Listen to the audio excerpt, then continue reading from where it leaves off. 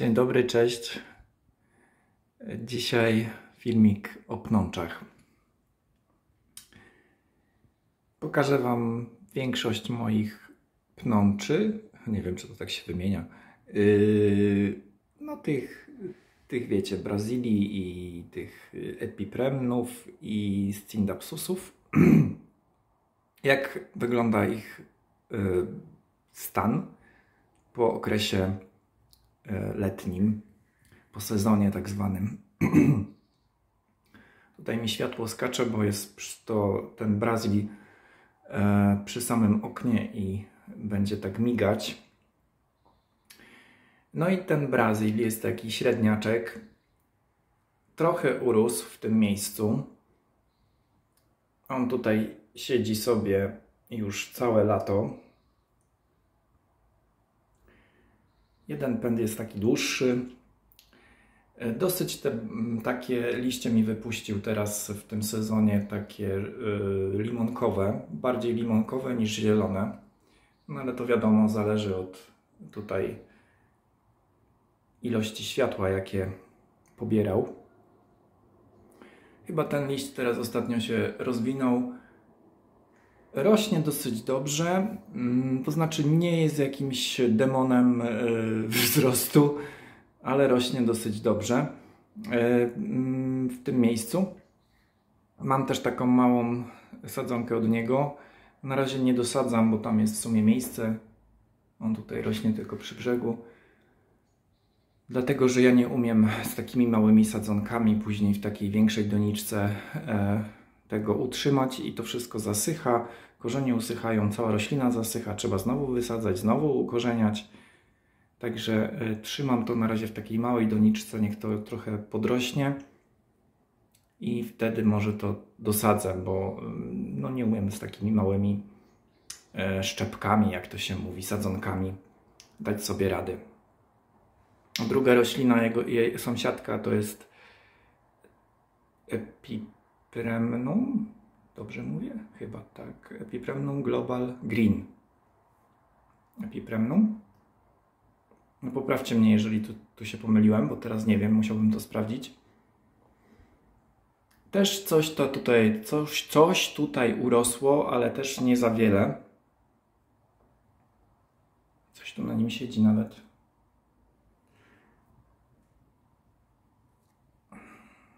Mucha owocówka. I to jest taka roślina dosyć mała. Taka sadzonka. Trochę się rozrosła w tym sezonie. Nie za wiele. Ja co tydzień tutaj przestawiam. Jedną daję bliżej tutaj okna, drugą dalej okna i to tak wygląda. Te kolory są takie, bym powiedział, dosyć mizerne. Tutaj te dwa liście mają lepsze wybarwienie. No Brazil zdecydowanie ładniejszy jest, natomiast też lubię tego greena, więc może być. Tutaj przed Wami Epipremnum złociste, to takie standardowe, najzwyklejsze, najbardziej popularne i najbardziej dostępne, najtańsze i w ogóle naj. To jest też u mnie najstarsze Epipremnum, jakie mam. Bardzo fajnie przyrasta w tym sezonie, no ale wiadomo, stoi tutaj na parapecie za taką firanką, zazdrostką. Więc tak fajnie jest tutaj latem, bo nie praży tych roślin, ale w sumie jest tak jasno. I ono tutaj doskonale się czuje. Dosyć często też omdlewa, więc dosyć intensywnie może nie, tylko że dosyć często też lubi pić, bo jednak tutaj dosyć ta woda paruje. Liście też są większe, jak ono stoi w takim jaśniejszym miejscu. Ten może nie jest taki duży liść, ale ten jest naprawdę dosyć spory. I te wybarwienia też są zależne od światła, bo jedne mają naprawdę dużo tych ciapek, jedne mniej. Tutaj jest taki jeden pęd główny, który gdzieś tu mi się zakręca. Na razie go tak owijam trochę. Zobaczymy, jak to będzie dalej rosło, natomiast bardzo lubię to epi. Ono stało u mnie dosyć długo w ciemnym miejscu i w ogóle nie rosło. Ruszyło dopiero tak naprawdę solidnie, jak zmieniłem mu miejsce, więc ono lubi bardzo takie jasne miejsca, bo o wiele szybciej będzie Wam rosło. No i co? Jeżeli chcecie rozpocząć swoją przygodę z jakimkolwiek epipremnum, no to jak najbardziej to zajmuje pierwsze miejsce, bo jest łatwe, odporne, nie łapie szkodników w ogóle. I też dużo wytrzymuje, na przykład nie musi być takie dopieszczane, że nie ma wody i od razu usycha. Także jest odporną rośliną. Tutaj kawałek dalej, tak już w skrócie powiem, stoi Epipremnum Marble Queen, ta inna odmiana. Ja już ostatnio pokazywałem tę roślinę, przyciąłem ją na takie małe, drobne liście, sadzonki i to fajnie, teraz jest taka gęsta roślina. Także też tutaj na parapecie fajnie przyrasta. Też dosyć fajnie wygląda i też szybko omdlewa. Teraz znajdujemy się na półce numer 1. W sumie nie wiem, ile tych półek jest, kilka. To jest Scindapsus, taki miks, w sumie nie wiem, głównie chyba to będzie Argyreus, może tam gdzieś się zaplątała jakaś sadzonka Silver Ann, ale te liście są głównie zielone, dlatego że to miejsce jest dosyć ciemne i on aż tak pięknie się nie wybarwia i te ciapki po prostu zanikają, tak jak tutaj widzicie na tych takich liściach nowych. Praktycznie one są bardzo, bardzo takie niewidoczne. I tutaj stoi moja zielistka. No nie wiem, czy zielistkę można zaliczyć do pnączy. No można i tak, bo to jednak się zwiesza. Mówię na nią Stefania. Kojarzy mi się z moją babcią. Nie jest zbyt piękna, ale jakoś tak, no mam ją.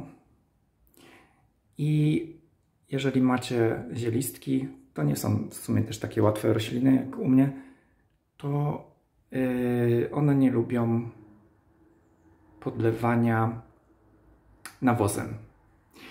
Najlepiej podlewać je biohumusem i faktycznie tutaj ten pióropusz do góry wypuścił. Teraz stolik Scindapsusowy i tutaj jedna stoi Sansa. Są tutaj 3 Scindapsusy. Trebi, ten największy, tak jak widzicie w środku, i tutaj takie 2 mniejsze. To są też te Argyreus, te podstawowe takie. To są moje takie sadzonki po pocięciu. To są w sumie już takie dosyć spore doniczki. I tutaj mają taki dostęp do światła i te liście, tak jak widzicie, o wiele ładniej się wybarwiają i są o wiele większe. Także one tutaj sobie stoją, ja je czasami przestawiam. I tu jest taka mniejsza sadzonka. O.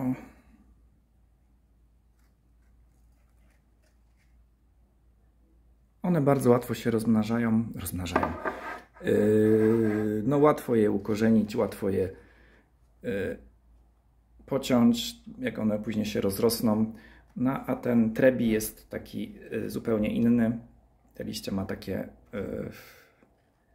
może bardziej takie złociste. Tak nie wiem, jak to nazwać. Natomiast te liście też są bardzo ładne. Lubię w ogóle te Scindapsusy, dlatego że one, tak jak chyba wszystkie pnącza, są bardzo odporne i naprawdę dużo znoszą. No i też pokazują ten moment, kiedy chcą już pić. Tutaj mam sadzonki już w sumie ukorzenione w ziemi. Już siedzą. Lemon Lime. Philodendron Lemon Lime. Ten już się fajnie rozrasta, bo już tutaj nawet przyrosty daje.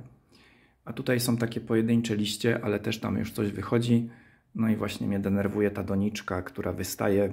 Zawsze mnie to irytuje. Ale nie mam obecnie takiej, żeby coś pasowało do niej, więc musi to tak być.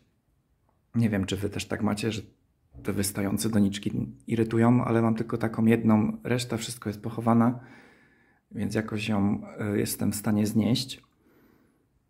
Może z góry pokażę, tutaj tak to wygląda. No tutaj jakieś tam liście już wychodzą, tutaj też. Takie lemonkowe, fajne. Później mam w planach, jak one już się trochę rozrosną, połączyć je razem, żeby to była jedna doniczka i będę mieć dwie takie rośliny, bo mam jeszcze tą roślinę mateczną, którą za moment pokażę. Jak tu już jestem przy tym miejscu, no to pokażę wam jeszcze Scindapsus silver? Nie, to jest Moonlight. Scindapsus Moonlight. I co? Myślałem, że to jest albo efekt nawozu, trochę jest zakurzony, ale wydaje mi się, że coś go chyba gryzło kiedyś. Jest tutaj jakby pożarty. A nowe liście już takie nie wychodzą, więc kiedyś go coś gryzło, chociaż ja nic nie widziałem na nim. On rośnie u mnie bardzo mizernie. Tu już go kilka razy przycinałem. Tutaj nawet jedną taką sadzonkę mam od niego. Nawet się ukorzeniła. Nie wiem, może to później dosadzę. I tutaj wyrasta z tego cięcia, wychodzą nowe liście, natomiast te liście są takie mizerne. Teraz go przestawiłem tutaj, może, nie wiem, więcej światła niech ma albo coś, no bo naprawdę mam go już chyba rok ponad pewnie i rośnie naprawdę, nie mówię, że nie rośnie, ale rośnie tak jakoś słabo. Więc drugi raz bym na pewno go nie kupił. Jest ładny, taki srebrzysty, natomiast no, nie jest taki u mnie zbyt piękny. I tutaj jeszcze w tym kąciku stoi tam ukryta taka sadzonka mikansa, którego próbuję uratować. Ta roślina mateczna raczej nic z niej nie będzie, ale jeszcze ją mam. No i nie wiem, czy coś z tego będzie, czy nie będzie, no bo to takie mizerne jest. Dlatego gdzieś tutaj to ukryłem w kąciku. No i tutaj, jak widzicie, mam mateczną roślinę Lemon Lime i Scandens, ten zwykły. One tu tak sobie rosną. Są dosyć długie. Także już kilka razy były cięte i tak dalej, i tak dalej. Czy Lemon Lime to chyba pierwszy raz dopiero ciąłem, ale on już fajnie tutaj przyrósł. No i tam jest ten Scandens, też ta roślina mateczna. Tutaj mam jeszcze jedną, to Epipremnum złociste, sadzonkę. Ona tam powoli rośnie. Tak wygląda. Już nie jest taka wybarwiona jak tamta na tym parapecie. Ale to mi nie przeszkadza, to może sobie rosnąć. Także tak to tu wygląda. Tutaj mam choję jedną, jedyną, jaką mam w domu. To jest ta Carnosa zwykła. Coś tam wypuściła tych liści teraz w tym sezonie. Tutaj takie mizeroty na końcu. A teraz ją postawiłem w innym miejscu. No i tu taki długi wąs jest. Ale nic na nim na razie nie rośnie. Lubię tą choję. Może sobie kupię jeszcze jakąś jedną. Zobaczę. I na końcu stoi tutaj Scindapsus silvery Ann. Chociaż te liście też nie są takie prawdziwe silvery Ann. Te bardziej starsze ma takie. O, takie powinny być. No bo tu też to stanowisko chyba jest może trochę za ciemne. Chociaż tu tak do końca nie jest tak ciemno, bo jednak tutaj jakieś takie, czasami nawet słońce pada. No i tak to wygląda u mnie z tymi pnączami. Nie wiem, aha, bo jeszcze Mikans tu kiedyś stał, ale tak jak mówiłem, on obecnie chyba odchodzi z tego świata. Nie chce tutaj być, albo już się po prostu zestarzał i te liście takie ma naprawdę karłowate i jakieś takie pozwijane. Nic tam u niego nie ma, ale na razie go gdzieś tam schowałem do góry, żeby go nie było aż tak bardzo widać. Ogólnie wszystkie te pnącza u mnie przeżyły, oprócz tego Mikansa. No jeszcze jest, ale mówię, z nim tylko jest problem. Dosyć ładnie przyrastały. Dużo zrobiłem sadzonek z Cindapsusów. Ten Lemon Lime, jak zwykle. Ten zwykły Scandens. Także one, bardzo je lubię, bardzo ładnie wyglądają. Bardzo fajnie rosną. Są tanie. I taki robią efekt dekoracyjny w ogóle w domu. Jak gdzieś tam nad biurkiem czy coś, to bardzo to tak przyjemnie jest z taką rośliną. Ok, także to u mnie na tyle dzisiaj. Pozdrawiam Was cieplutko, bo już teraz się robi dosyć zimno czasami. I co? I do następnego razu. Pa!